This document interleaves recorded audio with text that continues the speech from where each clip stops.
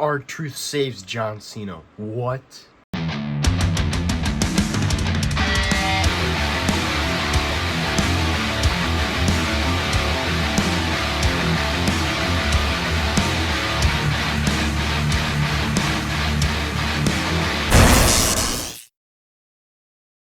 This is the Set It review of WWE 2025 Backlash.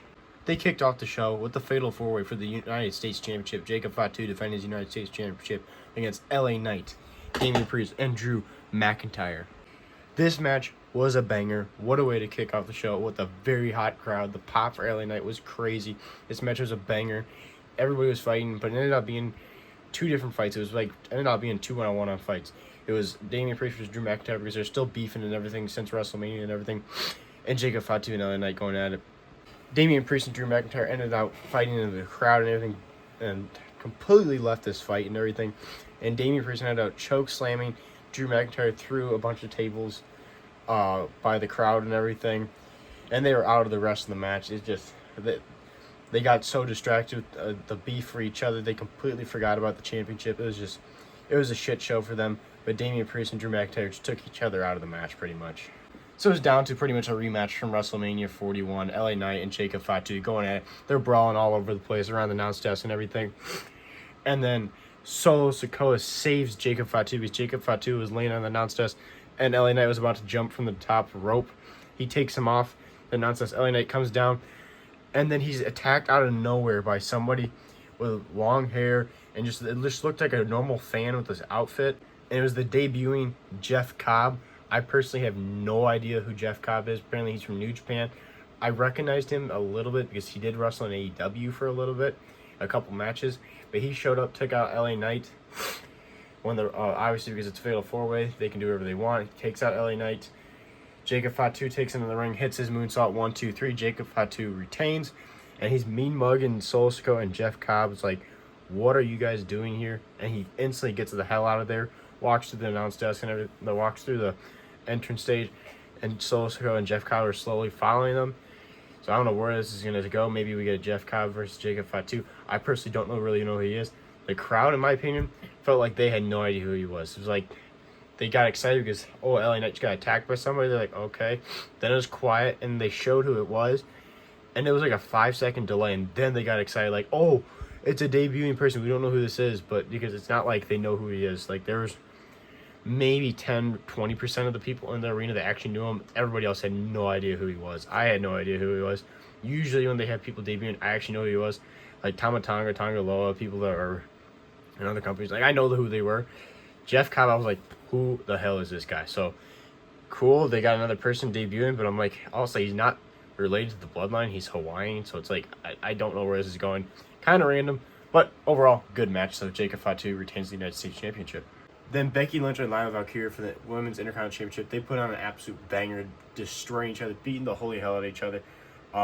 Back and forth, several manhandle slams by Becky Lynch, but Lana Valkyria kept on kicking out. Becky Lynch tried cheating by taking out the top rope, but it ended up not working. Lana Valkyria ended up tricking her and everything. They were going back and forth trying to pin each other, and she ended up quickly rolling her up 1, 2, 3. Lana Valkyria wins. Becky Lynch was pissed. She beats up Lana Valkyria after the match, laying her out, and then leaves. I don't know where this is going to go. Maybe Becky Lynch. I don't know where this leads for Becky Lynch. All I know, this match was really good, and it was good things for Lana Valkyria. Obviously made her look like a dominant champion. She beat one of the greatest women's wrestlers of all time, Becky Lynch. So, looks good for Lana Valkyria. I don't know where Becky Lynch goes, but Lana Valkyria retains the Women's Intercontinental Championship. Then Dominic Mysterio defended his Intercontinental Championship against Penta. This match was going pretty good and everything. We had our ringside Judgment Day like always. They were trying to get involved. And JD McDonough had Penta outside of the ring when the ref wasn't looking. He's telling Finn Balor to take him out. But Finn Balor leaves and goes grabs a chair. And while the time they do that, by the time he gets back with the chair, the ref sees him. And they're like, he's telling all three of you, Carlito, Finn Balor, and JD McDonough, you're out of here. They're like, what are you doing? He's taking too long.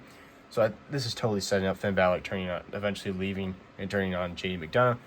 But before they went to go leave, Penta jumps over the top rope, over the ref, takes out Carlito and JD McDonough, but Finn Balor is still standing tall. He goes to help him when he goes to distract the ref. And from behind, Penta's on the top rope, and he gets taken out by El Grande Americano with the headbutt with the steel plate in his mask. Penta is stunned. Dominic Mysterio takes him out, and he wins. And Dominic Mysterio retains the Intercontinental Championship because of El Grande Americano. I have no idea where this is going with El Grande Americano. Very random in my opinion, and a very weird finish. But Dominic Mysterio retains the Intercontinental Championship, not from the help of Judgment Day, but El Grande Americano. Then we had the match that everybody was very not sure about: Gunther versus Pat McAfee. Pat McAfee comes down in a jersey, ends up taking the jersey off.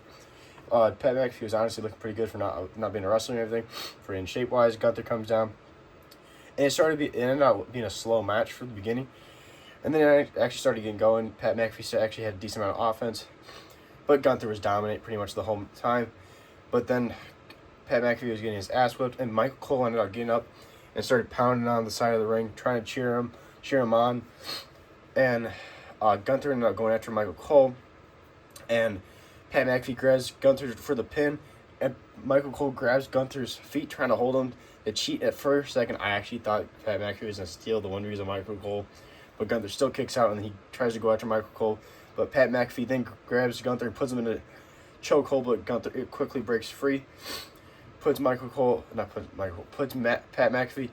in a chokehold, and he ends up breaking free. But then Gunther puts him in again and puts Pat McAfee to sleep. Michael Cole quickly gets in the ring to help up Pat McAfee. And then at the end, Gunther ended up shaking the hand. Went to go shake the hand. And Gunther kind of did like a bow thing, like showing respect to Pat McAfee, put on a good fight and everything. And then Gunther left. I thought this was going to be a setting up thing because I know there's a lot of rumors of Gunther being the retirement match for Goldberg, so I thought this was going to set it up. I have no idea why they did this match if there's no like payoff to it, because otherwise it's just a random match. But overall, it wasn't terrible. The crowd was really into this match though. Then it was time for the main event: John Cena versus Randy Orton. This match was a banger. It was over 30 minutes long. It was really good. They beat the holy hell out of each other.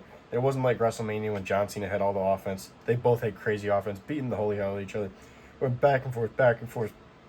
RKO, attitude adjustments. They were doing all their moves.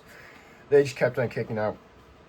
And then at one point, the ref got taken out by John Cena. John Cena goes to cheat, but he fails. Randy Orton takes him out before he can hit him with the title like he did to Cody Rhodes. They go outside of the ring. The ref follows him. The ref gets a bump into the steel steps. Randy Orton attitude adjustments. John Cena onto the announce desk. John Cena gets back up, but the announce desk didn't break, so John Cena puts up a table, and then he had attitude adjustments John Cena through a table. And then he gets in the ring. There's no ref. He RKOs him, and the crowd counts to like 11 or 12. There's no ref to count, so Randy Orton had the match won. There was nobody to count. So all these security guards start coming down because there's...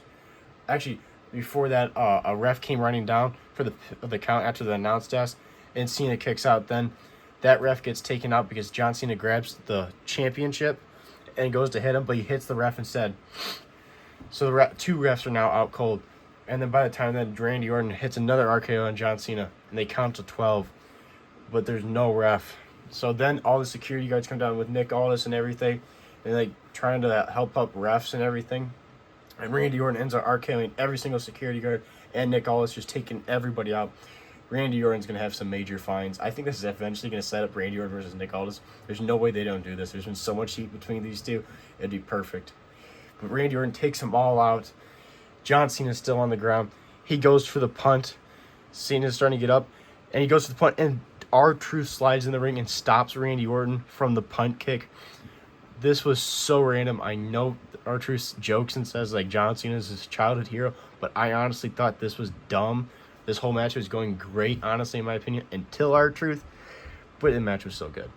The R-Truth spot just felt really, really random. R-Truth gets RKO'd by Randy Orton, so R-Truth's out cold, but with him RKOing R-Truth, he's distracted, and John Cena hits the low blow. The ref's still out cold. He grabs the title, hits Randy Orton with the title, just like how he did Cody Rhodes. The ref wakes up finally, and then John Cena pins Randy Orton. 1, 2, 3. John Cena retains the WWE Championship and cheats once again. John Cena grabs the mic and then tells everybody to drink it in. St. Louis, this is the last time you're going to see me. I'm still I need real competition because right now I got no competition. So overall, I thought the show was really good. The main event was great. Lana Valkyria versus Becky Lynch was a banger of a match. Honestly, I had to give it to him. The Fatal 4-Way for the United States Championship match was good. Dominic versus Penta was okay, and Gunther versus Pat McAfee was okay. So out of a 10, I'd give this show a solid 7 out of 10 for this pay-per-view. It wasn't the greatest, but it was definitely pretty cool. Like, the main event was amazing. It was so cool to see John Cena versus Randy Orton for the last time. And I got to say, the Jeff Cobb debut was mid. Just really random also. But seeing John Cena and Randy Orton fight again was awesome. I kind of was hoping Randy Orton would win because, oh my God, the crowd was so red hot for Randy Orton. Obviously they were in his hometown of St. Louis. They were so behind him. But overall, the show was great. I really liked it. I'm really curious who's going to be John Cena's next opponent. Like, where are they going to go with it? I don't know.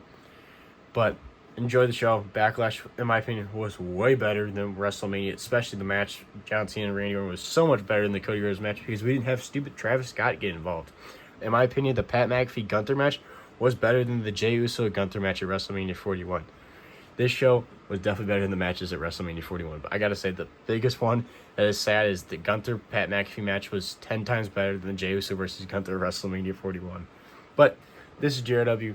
Make sure to like and subscribe, and I'll see you guys in the next one.